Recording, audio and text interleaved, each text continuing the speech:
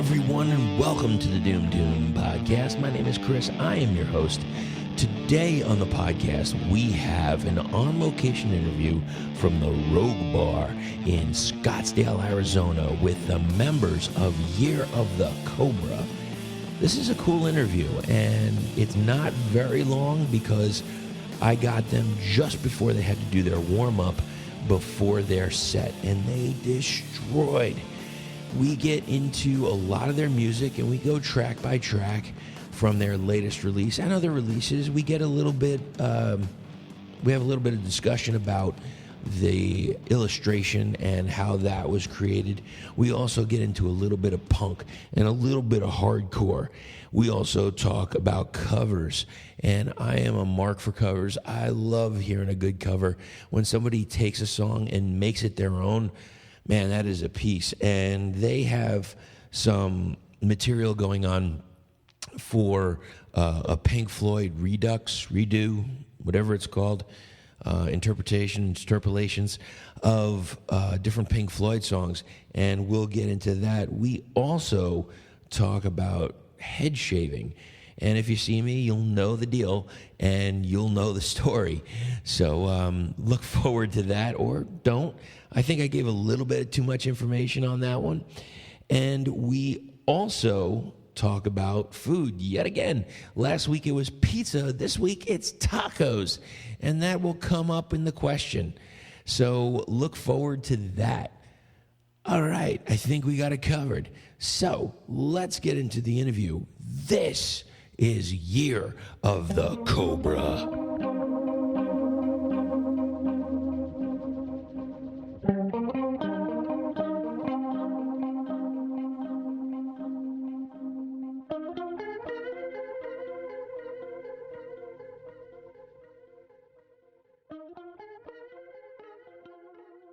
All right, we are at the Rogue Bar in Scottsdale, Arizona, with the members of Year of the Cobra. Hello. Could you please introduce yourselves? Hi, I'm Amy. I'm John. And that's it. That's it. It's a two-piece. So, you know, I've seen a lot of this in some of the stoner metal and doom metal, or doom rock, whatever you want to classify it as, where there's a lot of two-piece bands lately. Do you have an idea of why that is such a resurgence, or why it's going down to two? I have no idea. There is quite a few two pieces. Yeah. I mean, in our case, really, you know, when we moved to Seattle, really, we didn't know anybody, and we just started playing together, and it just kind of went from there. So. And it just clicked. Yeah, it wasn't you know, intentional, really. In fact, we kind of had every intention of adding a guitar player, but right. We found the challenge of being a duo like pretty fun, and it progressed naturally. Right, and it's easy. I mean, it's hard, but it's also really easy, you know, to travel as a two-piece. Sure, and you got a lot of extra space. Yes. Yeah. That side of it's very easy, you know, making decisions. Right. You know, it's just instantaneous. Yeah. You know, there's only one person that we need to confirm with. Not a big group discussion. Yeah, but the load in, load out, that's the pain. Yeah. Right. Just the two of us carrying a lot of heavy equipment. Very true. Yeah. Now, you play the bass. That's right. And is there... I see a lot of duos that play drum and guitar. I don't see a lot of drum and bass. Was there a specific reason why you chose that? Mainly because I play bass. I mean, I like the bass a lot. Mm-hmm. You know, I'm really like a bass player more than a guitar player, although I can play the guitar. We kind of toyed around with the idea of having me play baritone guitar. Right. So we can kind of meet someplace in the middle, but we just never really got around to buying one. So for a dummy like me, could you explain the baritone? It's just kind of like it's like right in between a bass and a guitar. It's like a guitar, but just lower. Okay. You know? Okay. Well, while I have you here, I want to talk about some of your releases and maybe if you have any stories behind them. And I really want to talk about the new release. Sure. But actually, you know what? Now I'm thinking about it. I gotta mention this. The last time we saw you, you played so hard that you blew out the kick drum. Oh yeah, that's right. Do you remember that? Mike. And Mike came to the rescue. That was Mike Horn from Wolves of Winter. Yeah, he saved me that night. Now, sure. do you carry extras now, just in case? I always have, actually. It's funny because before that show was right before Psycho Las Vegas Festival, where I was planning to change heads after that. Right. You know, so I'm like, I can kind of squeak through. Nope. It was the very first song. The very right? first The song. Yeah. And I remember just running out to the parking lot, and Mike was kind of loading his stuff up. I'm like, dude, can I borrow your kick drum? But is there anything more heavy? I mean, seriously, Yeah. you can't beat that. His thighs are huge. So, okay, so the name of the album, Burn You're Dead. Yeah. Uh-huh. Okay. Regarding, and while I'm talking about this, albums, you have a couple of colored vinyl as well. Yes. Yeah. And which one do you find is the biggest seller? I think the splatters, like most of the Yeah. splatters are good. But this time, I don't know, the orange one, right? Yeah. That one did really well. Magnetic Eye did this cool, it was like a two-tone orange vinyl that Right. was just beautiful. So And pretty. that flew out. Yeah. Like, it was gone in days. So that's a shout out to Magnetic Guy for getting it right. Yeah. Oh, yeah. For sure. Yeah. And before I go into the songs, I'd like to talk a little bit about the artwork. Who came up with the artwork, and why was that the choice? For Burn Your Dead, Yeah. it's our buddy Josh Wilkinson. He's got a company called The Company, and he does, God, The I would majority say of our stuff. 95% of our arts. Posters, Right. T-shirts. Yeah. He's awesome. Did he Yeah. do the artwork for the other two releases? No. Okay. No. Those were different. Two We'll, different we'll go artists. in there. We'll get there. Okay, so I'd like to just go down. Now, Burn Your Dead, it seemed like the songs were a little shorter than some previous Yeah. outings. And was there a specific reason, or just like maybe a better question, like over the past few albums, what have you felt, or how have you felt that you've progressed? I guess I feel like our songwriting has really progressed. It has become more, I don't know, interesting and intricate. You know, I feel like we've just developed kind of as a two-piece, being able to play with each other and to, I don't know, just we've really developed our sound Right. and our writing techniques and stuff. And I think, you know, that really kind of shows in the music that we've produced. It definitely got heavier. I could say that without question. It's Yeah. definitely heavier. And well, let me just start off. Cold. Do you have any?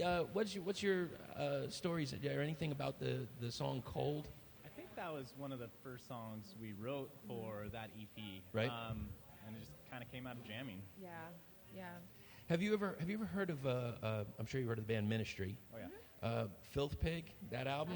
Yeah. I Totally. as soon as I heard that, I thought that sound, That's like that so cool. heavy, slow, plodding, just kind of That's just cool. groove. It That's really. I think that's my favorite song on the new one. Oh, I cool. really do, and That's it's a great. right. It's a fantastic You're opener. not the first person who mentioned that album to us, actually. Really. Yeah. Yeah.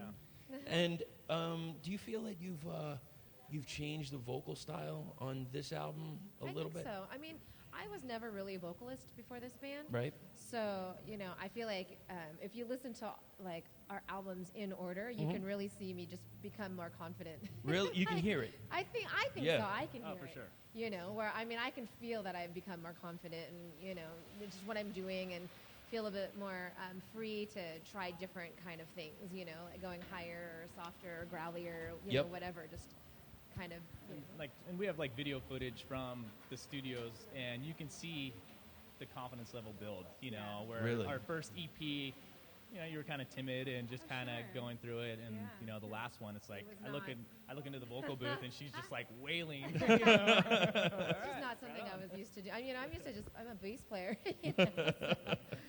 And Yeah, and he wouldn't sing. So. and that's what kills me. It's like I hear some of the bass lines and the bass parts that you're doing while singing. That's taking some talent right there. Thank you. I can, yeah. I mean, you. just especially on the newest release. Now, The Descent. Do you have anything about this? Because I thought the piano Uh-huh. was a beautiful touch. It's like real elegant, and I really just. It reminded me of talking to a few other bands, and a lot of bands of the genre. The one thing that they're looking for is a good keyboardist, and maybe not for every song, but maybe for a Right. song just for an effect. So this is, again, another shout out to anybody that is a great keyboardist in whatever area. Check out your Stoner Doom bands. I'm sure they're looking for Yeah, one. for sure. Right. So what made you decide to use piano in that track? that was actually just an accident.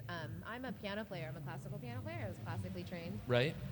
So the studio that we were recording in had many, many pianos, and they Right. had this beautiful grand piano that Billy Anderson, who produced and engineered our album, he just put a mic inside just to kind of get ambient tone. And we had some time to kill, and I was just playing that little section, and we're like, oh my God, that's great, and we recorded it. That's perfect. So it was a complete accident. It was supposed to be bass originally. And you're classically trained. Yeah. So you're based out of California? Seattle. Seattle, I'm sorry. So that means anybody that's in Seattle can hire you to perform their piano tracks on. Sure, yeah. Yeah. Totally. All right. And now I just want to talk a little bit, Burn Your Dead. Mm-hmm. It picked up. It's like the one thing I really like about this release, I love a good roller coaster. And I like it when we have something slow and thick and heavy, and then we have like a real rip or a real burner. Mm-hmm. Can you tell me anything about that track? Yeah. With the EP, we felt, with any EP, kind of take a little more chances. It's not a full album. Sure. And, I mean, we're old hardcore punk rock kids growing up, so okay. It's easy for us and comfortable, and we like writing songs right in that kind of form.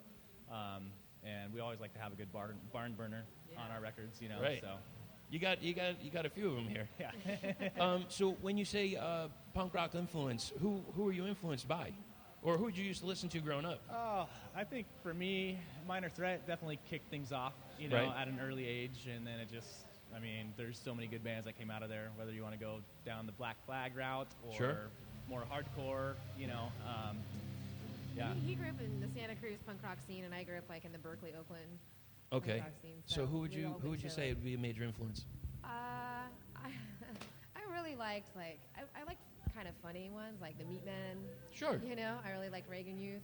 I mean just kind of like dirtier, funnier. Right. Yeah. It's yeah, like I was trying to describe to somebody what Murphy's Law was like, Yeah. and it's kind of punk. It's not totally hard, Right. but it's a hell of a lot of fun, Yeah.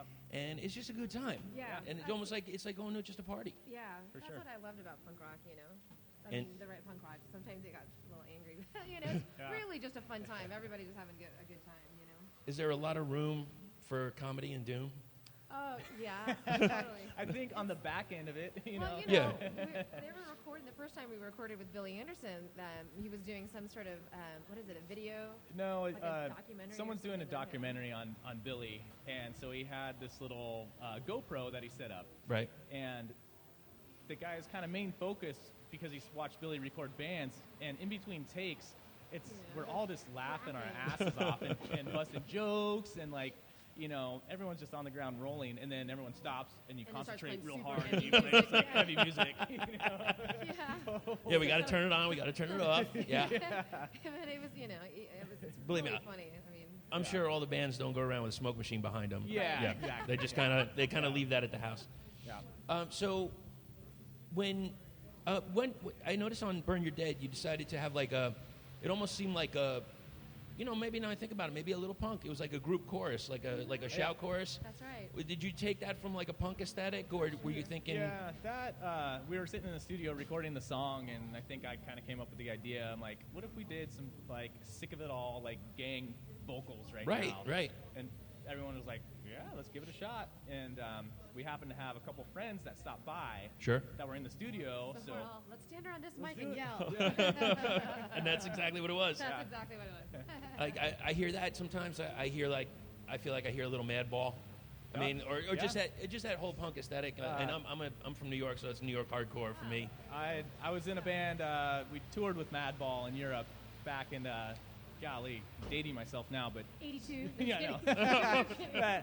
2005, I think. Yeah. That sounds good. Yeah. You were 11, maybe 12. Right. Yeah. I wish. You took some time off from 6th grade and figured you'd go out on tour, and yeah, why not? No, hardcore. I still love listening to hardcore. It's There's- awesome, man. There is room for anything. Yeah. There truly is. I don't care what anybody says. If somebody says, "Oh, it's only this, it's only that," you're full of shit. Yeah. You Right. totally are. I mean, I'm sure there's stuff that you both listen to that is something way outside of what you Sure. play. Is there Yeah. anything that you're listening to that maybe you can appreciate a little bit more now that you've been involved with music for so long, or is it like maybe you didn't appreciate it as a kid? That's a good question. I don't know. You know, we're always open to listening to a ton of different music. Yeah. I think just being a musician, you're always that way. Right. Yeah. I guess I can't think of anything. I feel like when we were younger, we were both exposed to a lot of different styles of music. Sure. I lived in Memphis for a long time and listened to a lot of country. He grew up with a lot of country, and I played classical, and I really like jazz and blues. You know what I mean? So Sure. Yeah. I think just I don't know, maybe that has created us, as musicians more so than playing music has opened our minds to different kinds of music. And everything that you mentioned, whether it's the blues, whether it's jazz, whether it's punk, every time I hear that, I hear bass. So it's Right. like it seems like a Yeah. natural step for you to be a bass player. Yeah, because I really like low end. Yeah. I just like I really really like low end. Oh, that's awesome. Now, when you were recording this album and maybe the other ones too, what comes first? Is it the music? Is it the lyrics? Do you play like you're classically trained in piano? Do you use a piano riff and change that to a bass or No, it's always the music first. always the music first? And it's usually always written on. It's funny, if I write music on a keyboard, it's totally different. It's not like Doom. Right. But it's always the music first. We always, John will jam on a guitar, I'll, play my bass, and, the music always comes first. The lyrics come second. Okay. And what is the hardest song to play off the new release, even though I haven't gone through them all yet, but... Probably depends on who you ask. I know what yours is going to be. Yeah, Burn Your Dead's kind of an ass kicker for me. Yeah. I challenged myself on that one for sure. So it's got to be kind of strategically placed in the set list so I can keep the tempo up and all the endurance and all that good stuff. Gotcha. Yeah. Yeah. And what For about me, yourself? It's The Descent. The Descent. That one's the hardest. And what can you tell me about The Howl? Because as soon as I heard it, I pictured this like kind of slithering, sliding groove. It was super groove heavy. What can you say about that track? I don't know. That was the first song that we actually wrote. We wrote it almost immediately after we recorded the other album. Right. Oh, that did come before Cold. Yeah, no, that was the first. Yeah. We've been playing that one for a while. It's true, because we were playing that on the last few tours Yeah. before it was even released. Yeah. I think just what Amy was saying, we got done recording In the Shadows Below, and we're touring on that, and we're like, let's try and write some new stuff. Why not? Right. And that came out pretty quickly. That one came out very quickly. I, that one was easy. I love that. It's like I like them all, but I mean, I have to. It's like trying to choose a baby, Right. No, You- know the feeling. No Sophie's Choice here. I was just going to say that. Like Sophie's Choice. Now, I know we're early into 2018, but what would you consider were the highlight of 2017 for you both? Psycho. Psycho? Psycho Las Vegas. That was incredible. I'm kind of new to this, and I think I might have to go this year. Yeah, it was amazing. I'm trying some other festivals to see how it turns out, and I think I might have to go. I do have to say, we played Hellover Hammerberg in Hamburg, Germany in March of Right. 2017. That was our first festival that this band had played. Yep. And It was in Europe. And it was in Europe. It was our first trip over there. That fest was super well organized, and it was just, Really it was fun. amazing. It was Yeah. amazing. I keep forgetting that was last year. I keep I know. thinking that was like the year before or something. So you had an EP called The Black Sun. That's right. Yep. Yeah. Okay.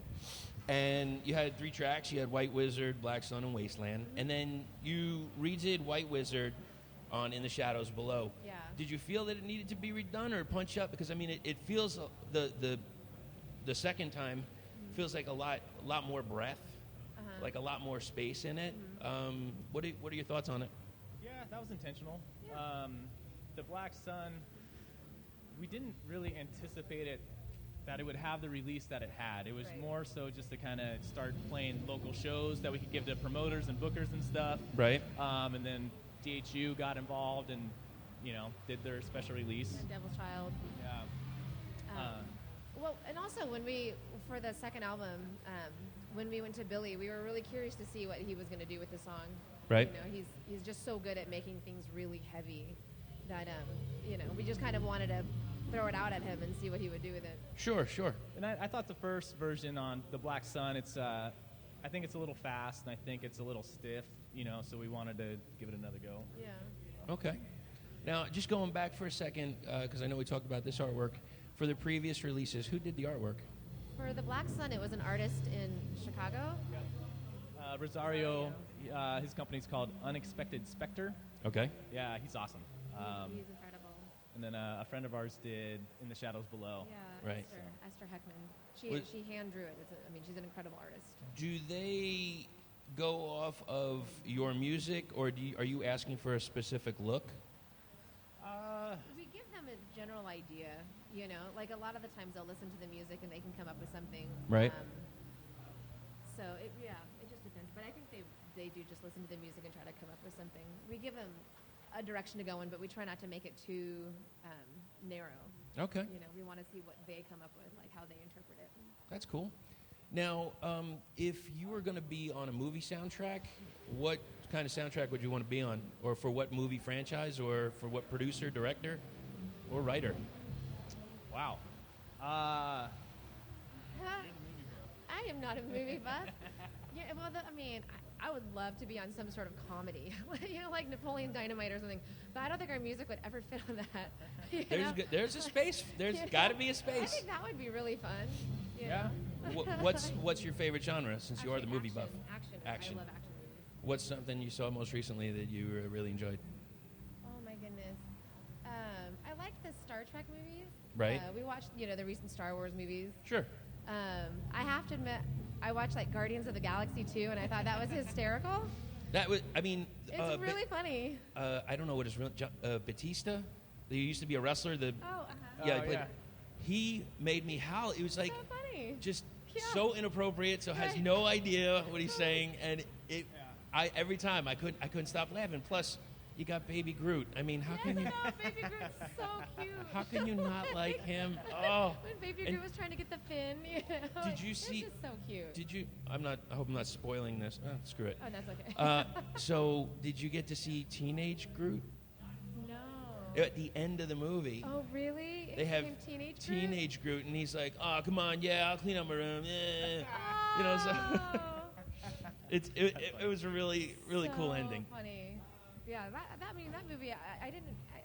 It was unexpected. Right. To say, Right. I wasn't sure what to expect, and it was much funnier and better than I. And I think it does kind of well, and I'm glad you brought up Guardians of the Galaxy because, you know what, whether it's a 70s soundtrack or what, it's a killer soundtrack. Oh, and it's there's a great soundtrack. Songs. Yeah, maybe one of our songs could be on, like that Part would 3. work really well. There you go. You know, They have to update it now. for sure, right?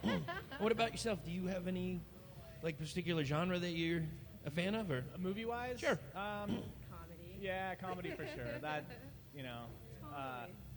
for whatever, like I was kind of saying earlier, like I have a hard time sitting down and not doing anything. Sure. So if it's a funny movie, that seems to take my mind off that, and I can kind of laugh and have fun for a minute. Can you give me a top 1, 2, or something like that, or 1, 2, 3? Boy. Big Lebowski's up there. Right. The Dude Abides. The Dude Abides. Christmas Vacation is phenomenal. Oh, my God. Airplane is up there. Dumb and Dumber. I was over Unger, you were overdone. That kind of stuff, yeah.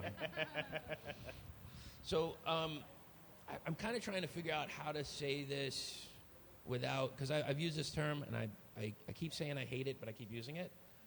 I'm not sure how to use, what's another term for guilty pleasure music. Do you have any? Oh, I don't think there should be any guilty pleasures. We get asked this one every so often. Our guilty pleasure? Jeez, I don't know. I love the band The Darkness, and a lot of people think I believe in a thing called love. man. And what was it? What's it? Black Shuck? Oh, yeah. That is great. And I heard they came back. They're still playing. Yeah, we've seen them twice. To me, that debut record is it's a gem from start to finish. And people think they're kind of funny. It's just kind of a shtick, and yeah, it is. But there's good tunes, and they put on a hell of a show. Right. Yeah. I remember them coming out, and I was like, it sounds great, and it had this vibe, and then all of a sudden the vocal came in, and I'm like, all right, this is going to take me a little while to get used to. Yeah. But I still love it, and I don't know. Same reaction. I geek out for it. Yeah. Is there anybody that you would like to collaborate with in the future? Wow. if we've ever really thought about it. Yeah. I've always had enormous respect for the Melvins and how diverse they can be and what they do, like their new record's going to have 2 bass players on it, Right. And they've had 2 drummers, and there's... Hey, you could be like the 3rd bass player and 3rd drummer. Why not? That'd be totally rad. That would totally work. I've always respected their approach with basically not giving a fuck, Right. Yeah. So what would you think would be the best and the worst part about creating the music? The best and worst part? Yeah. I think the best and worst part is finishing. Like when you're done with the album, you're like, oh my god, I'm done with the album. That's great. And then you're like, oh crap, I got to do it all over again. So you've been pretty consistent. I mean, Yeah. I look back to some bands like whether it's I don't know Aerosmith or Kiss or something like that, or even like Billy Joel. If you looked at the album releases, it's every single year they were recording, especially in the 70s and into the 80s. I mean, is that your plan? Because you keep releasing stuff like every year. If we had the time, we would. Right. I think really our biggest obstacle is time, finding the time to get it all done. Yeah. Sure. But I think that would be fun. And all these releases, we recorded those first 3 songs that were on the Black Sun just as a way to book shows, and then that got an official release. Right. And then that, prompted Steve from STB to reach, to sign us, and then we're like, well, shit, now we got to write a whole album, and that came out, and we wanted to follow it up, in a short amount of time, just to kind of Keep it going. Just keep the momentum. keep the momentum going. And also, Magnetic Eye asked us to be on their Pink Floyd Redux, so we were going into the studio to record those 2 songs for Magnetic Eye anyway. Right. So we figured, well, if we're going to spend the time in the studio to record 2 Pink Floyd songs, we Right. might as well just record 5 more songs. Oh, that's fantastic. Yeah. What songs did you do? When the Tigers Broke Free and Have a Cigar. Oh, awesome, man. Oh, and, all right, I love it because that's usually a question I ask is, are there any covers that you're looking forward to doing, and are there any that you play live? I think at some point it would be really fun to play Have a Cigar live. Yeah. That song came out killer. That song, I mean, both of the songs came out really good, but that one was really nice. So I don't know. I don't know if we'll ever do it, but maybe as a surprise. Maybe on our European tour when we have longer set times. Right. That would be cool. That would be really cool. I really think that we should. So you talk about time being an issue sometimes with getting a release out. When do you feel that you're the most creative? Late at night. Yeah, when we have time. There you go. When we have time. That sounds about right. Do either of you have any strange or weird OCD rituals before you go on stage? Nothing out of the ordinary. I think so. You're kind of picky about what shirt you wear. Yeah. Well, he played baseball, so they have their little superstitions. Oh yeah. Okay. He's like, There you go. I have a really good show in this shirt, so I'm gonna wear this shirt The tonight. whole And I'll tour. rock that thing for like 2 weeks straight. And Hang it to dry. and if I have a You don't shirt, have to. like- It'll stand by itself. Oh yeah. And if I have a show where like I had a couple things that I didn't work so well. Yeah, I'm not like, gonna wear that shirt. can't wear that shirt anymore. Forgot about great. that. Glad you brought that up. So somebody's making a movie, and they're going to make it about you. Who plays you in the movie? Lucy Liu. Lucy Liu. Well, she did the action. She did Charlie's Angels. You dig an action? She's beautiful. Woody Harrelson for me. He's a little too tall. That's okay. She can bring you. Well, I got to say, I know we have the same barber. Yep. So yeah. What are you using up there? What do you got? Usually the Gillette Mach 3. Mach 3. I've gone to that. I've tried the Dollar Shave Club. How is that? Well, see, I have this thing. I know this. Everybody's going to love to hear this. Yeah. I have this thing in the back of my head. It's that one of those folds. It's like a neck footer. There's like a little package of hot dogs in the back of my head. And to pull that apart, it doesn't seem to work with the Dollar Shave Club. They don't curve enough or something. They don't give enough. Okay. I know this is way too much information to be giving. I'm appreciating it. Yeah, well, it's I wondered, actually. He has asked about it, so Yeah. this is really good information. Gillette Sensor takes that. They do the job. They did Good the to know. job. So it may be a little technology from through that sensor. I'm just saying, Dollar Shave. Yeah. That's all I'm saying. But they have good shave butter. Yeah. They have a really good and a good little lotion for afterwards. So it's high praise for that. Good to know. It is good Well, to listen, know. I know I'd love to talk to you more, but I know you have to get ready for your show. I know you have to warm up. I want to say thank you very much. I appreciate your time very Yeah. much. Thank you so much. I Chris. wish you a healthy, happy 2018 and the rest of the tour. I have one more thing. I try to ask every band to give me a question to ask the next band. And your question is, so you have a tour coming up and you want it to be the perfect tour. As of right now, what bands are you bringing on tour? Oh.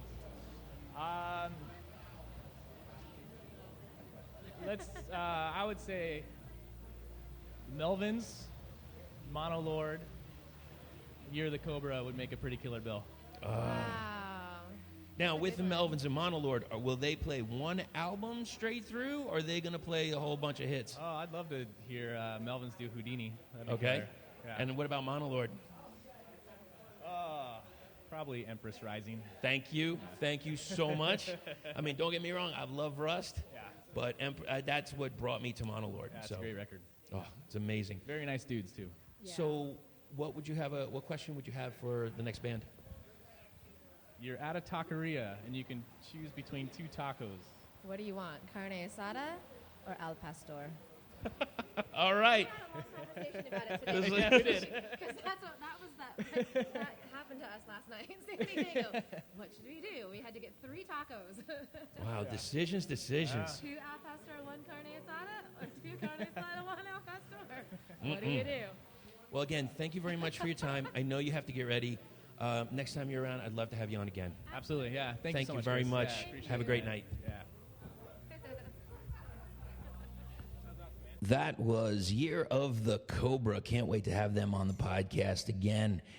This is a track off Burn Your Dead, their newest release. This is Cold.